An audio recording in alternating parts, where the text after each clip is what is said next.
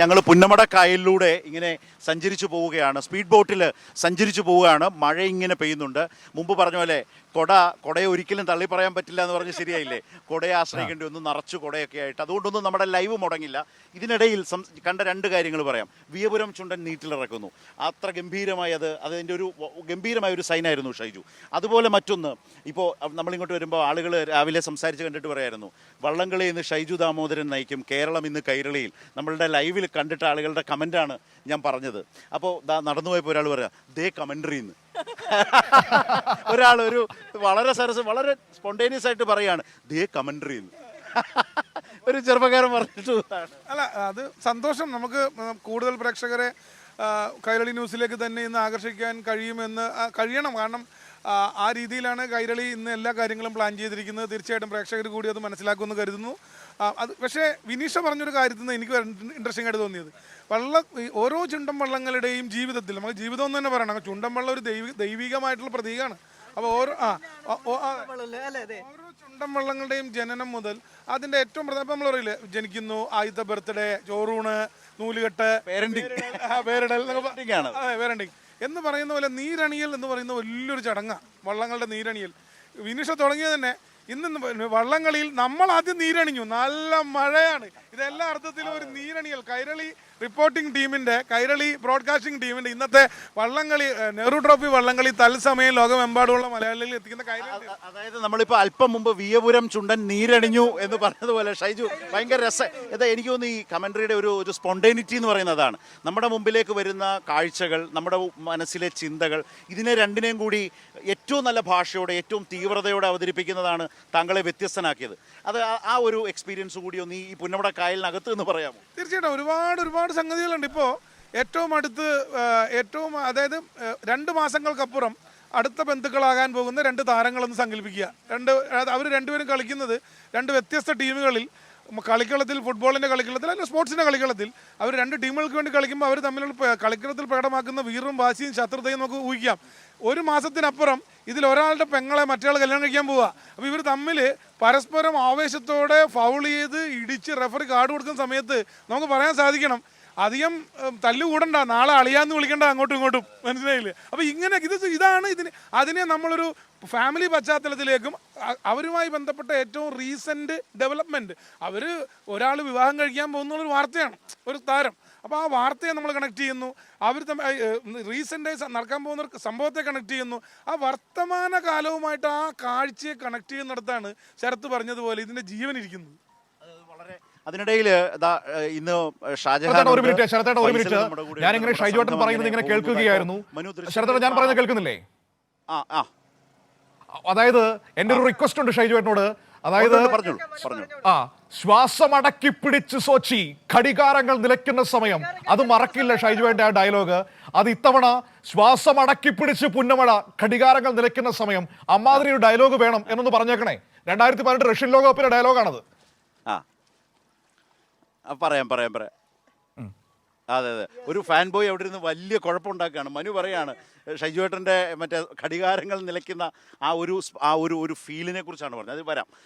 അപ്പോൾ ആ ദൃശ്യങ്ങളിൽ നമ്മളിപ്പോൾ കണ്ടത്, അതിന് മുമ്പ് വിനിഷ, ഞാൻ നേരത്തെ പറഞ്ഞു, ഫൈസലുണ്ട്, ഷാജഹാനുണ്ട് ആലപ്പുഴയിൽ ഞങ്ങളുടെ ഈ സംഘത്തിൽ. അതുപോലെ നമ്മൾക്കൊപ്പം മുമ്പിൽ ഈ പറഞ്ഞ പോലെ വെള്ളയും ഒക്കെ ഇട്ടിരിക്കുന്ന ഇദ്ദേഹത്തെ കൂടി ശ്രീ റെജി ചെറിയാനാണ്, ആലപ്പുഴയുടെ വളരെ പ്രധാനപ്പെട്ട. നമസ്കാരം. ഓൾറെഡി നമ്മൾ നീരണിഞ്ഞു കഴിഞ്ഞു. ആലപ്പുഴയിലേക്ക് ഞങ്ങൾ ഇങ്ങോട്ട് ക്ഷണിക്കേണ്ട കാര്യമില്ല. ആലപ്പുഴക്കാരനാണ്, വള്ളംകളിയുടെ കുട്ടനാട്ടുകാരനാണ്, കുട്ടനാട്ടിലാണ് പ്രവർത്തന മേഖല എന്നുള്ളത്. അതെ, റമദയും എല്ലാം.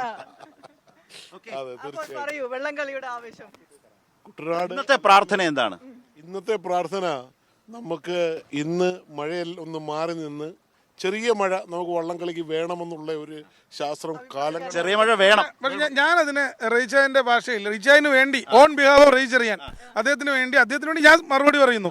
റീചായന്റെ ഇന്നത്തെ വസ്ത്രം പോലെ ആകാശം വെളുത്തങ്ങനെ നിൽക്കട്ടെ, തുടുത്തു നിൽക്കട്ടെ. കാരണം നമുക്ക് ആവേശം കൂടുതൽ കാണികൾക്കാണ്, അവർക്ക് സൗകര്യമായിട്ട് ഇത് കാണണം. കാരണം നമ്മൾ നോക്കേണ്ട ഈ എല്ലാ കാലങ്ങളെ കൊണ്ടല്ല, ഈ ഒരു വർഷം 21 ചുണ്ടൻ വള്ളങ്ങൾ, അതെല്ലാം വളരെ, കാരണം കഴിഞ്ഞ കുറേ ദിവസം മഴ അങ്ങോട്ട് മാറി നിന്ന് കൊടുത്തു. അവര് ശരിക്കും വിരിഞ്ഞ് റെഡിയായി നിൽക്കുക. എന്നും മത്സരിക്കാൻ. വിരിഞ്ഞ് റെഡിയായി നിൽക്കുക, ഓരോരോ പുതിയ കിടുക്കൻ പ്രയോഗങ്ങൾ. ഇന്ന് അവര് നിൽക്കുകയാണ് ഇങ്ങനെ. ഇനി ഞങ്ങള് വിജയമല്ലേ മരണം. കൊട വിരിച്ചു. 21 വള്ളങ്ങളും ചിന്തിക്കുന്ന അതേ ഒരേ രീതിയിലാണ്. അപ്പൊ നമ്മളിത് പറയുന്നത് ഷൈജു, ഇതാ നമ്മൾ സ്റ്റാർട്ടിംഗ് പോയിന്റിലേക്ക് എത്തി. വളരെ പ്രധാനപ്പെട്ട ഒരു സ്പേസ് ആണ്. സ്റ്റാർട്ടിംഗ് ചേംബർ എന്ന നിലയിൽ അവിടെ കാണാം 21 ചുണ്ടൻ വള്ളങ്ങൾ. ആ നിലയിൽ പ്രേക്ഷകരെ പരിചയപ്പെടുത്തിക്കൊണ്ട് ഈ 21 ചുണ്ടൻ വള്ളങ്ങൾ, നെഹ്റു ട്രോഫിയുടെ ഇത്തവണത്തെ സ്പിരിറ്റ് ഇപ്പോൾ റിജി പറഞ്ഞതുപോലെ ഈ സ്റ്റാർട്ടിംഗ് പോയിന്റിൽ നിന്ന് പറയേണ്ടത് എന്താണ് പ്രേക്ഷകർ? ഇപ്പൊ നമ്മുടെ പ്രേക്ഷകർ നമ്മുടെ സ്റ്റാർട്ടിംഗ് പോയിന്റ് വിഷ്വലാണ് ഈ കാണുന്നത്. നിങ്ങൾ ആലപ്പുഴ നെഹ്റു ട്രോഫി ഒരു സെക്കൻഡ്, അതിൽ ഏറ്റവും മനോഹരമായ ഒരു നടപ്പാതയാണിത്. കഴിഞ്ഞ ദിവസം ഷാജഹാൻ അല്ലേ ഇന്നലെ ഉദ്ഘാടനം ചെയ്തു. ഞാൻ എം പി രാജേഷിന്റെ മന്ത്രിയുടെ പോസ്റ്റിലാണ് കണ്ടത്. നമ്മുടെ നാട്ടിലാണിത്, വിദേശ രാജ്യങ്ങളിലല്ല എന്ന് പറഞ്ഞുകൊണ്ട് വളരെ ബ്യൂട്ടിഫുള്ളായി ഇപ്പോൾ ആളുകൾക്ക് പുന്നമടക്കായലിന്റെ ഇരു കരകളിൽ നിന്ന് അപ്പുറത്തേക്ക്. അപ്പൊ ഈ വള്ളംകളിയുമായി ബന്ധപ്പെട്ട് അല്ല അത് കണ്ടിട്ട് പ്രത്യേകം ശ്രദ്ധിച്ചോ, തൂണില്ല നടുവില്, വള്ളംകളിയുടെ ട്രാക്കാണത്. ആ ട്രാക്കിനെ ബാധിച്ചിട്ടേ ഇല്ല. അത് കണ്ടിട്ട് ഷൈജു, ഇത് കണ്ടിട്ട് എനിക്കിപ്പോ ഇതൊരു പുതിയ നിർമ്മിതിയാണ് കഴിഞ്ഞ ദിവസം ഉദ്ഘാടനം ചെയ്തത്. ഇനി വരും കാലങ്ങളിൽ ഈ പാലം അറിയപ്പെടാൻ പോകുന്നത് തന്നെ സ്റ്റാർട്ടിംഗ് പോയിന്റ് പിടിച്ചെന്നാ.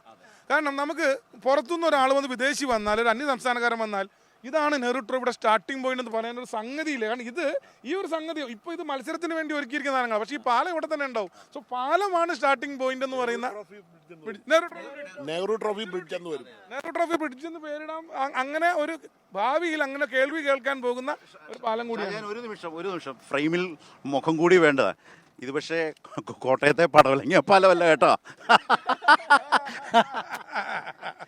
ബ്യൂട്ടിഫുൾ ആയി. അതായത് കേരളത്തിൽ ഈ കായൽ വിനോദസഞ്ചാരം ആസ്വദിക്കാൻ വരുന്ന വിദേശികളൊക്കെ വരുന്ന ഏറ്റവും പ്രധാനപ്പെട്ട പുന്നമട, ആ ടൂറിസം സാധ്യതയുടെ കാഴ്ചകളെ കൂടി ആവാഹിക്കുന്ന പാലം അല്ലേ? അബ്സല്യൂട്ട്ലി. ഞാനത് രാവിലെ ഞങ്ങൾ തമ്മിലുള്ള കുടുംബവുമായിട്ടുള്ള ഒരു സംഭാഷണത്തിൽ ഞാൻ പറഞ്ഞതാ, നമുക്ക് ഓരോ നെഹ്റു ട്രോഫിയും വാസ്തവത്തിൽ നമ്മുടെ ടൂറിസത്തിൻ്റെ കേരളം എന്താണ് എന്ന് ലോകത്തിന് മുന്നിൽ ഒരിക്കൽ കൂടി വിളിച്ചു പറയാനും കാഴ്ചവെക്കാനും വിരുന്നൊരുക്കാനുമുള്ള അവസരങ്ങളായിട്ട് വേണം ഓരോ നെഹ്റു ട്രോഫിയും നമ്മൾ കൗണ്ട് ചെയ്യേണ്ടത്.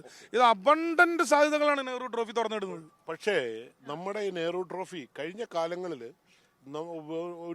ഒരുവിധം ലോകം മൊത്തം അറിയാം, ഓഗസ്റ്റ് മാസം 2ാം ശനിയാഴ്ച ഇതായിരുന്നു നമ്മുടെ കാലാവസ്ഥ മാറിയ കാലങ്ങളായിട്ട് അതായിരുന്നു കാലത്തെന്ന് പറഞ്ഞാൽ ഫോറിനേഴ്സ് വരെ വരും. കാരണം അവർക്ക് നേരത്തെ അറിയാം ഇതാണ് ഇവിടുത്തെ കലണ്ടർ മാറിപ്പോയില്ലോ. കലണ്ടർ മാറി. അതിന്റെ കാരണം കനത്ത മഴയാണ്. ഇപ്പോഴും മഴ മാറിയിട്ടില്ല, ഇതിനിടയിലൂടെയാണ്. പക്ഷേ അതിനൊരു മാറ്റം, കാരണം നമ്മൾ ഇനിയും നമ്മുടെ ഒരു പുതിയ ഡേറ്റ് അതിലത് സംഭവം എന്നറിയോ, ഇതുകൊണ്ടൊന്നും നമ്മളുടെ ഇതിന്റെ പോരാട്ട വീര്യം നഷ്ടപ്പെടുന്നില്ല. നമ്മൾ ഏത് ദിവസമായാലും ആ ദിവസത്തെ നെഹ്റു ട്രോഫി കൊണ്ട് അടയാളപ്പെടുത്തുന്ന നിലയിലേക്ക് നമ്മൾ മാറുകയാണ്. ശരതേ നമ്മൾ കാണേണ്ടത് ഈ ഓരോ ചുണ്ടൻ വള്ളങ്ങൾ 60 ലക്ഷം രൂപ 70 ലക്ഷം രൂപ ചെലവാക്കി ഇറക്കുന്ന ആ ഗ്രാമത്തിൽ നമ്മൾ പോണം.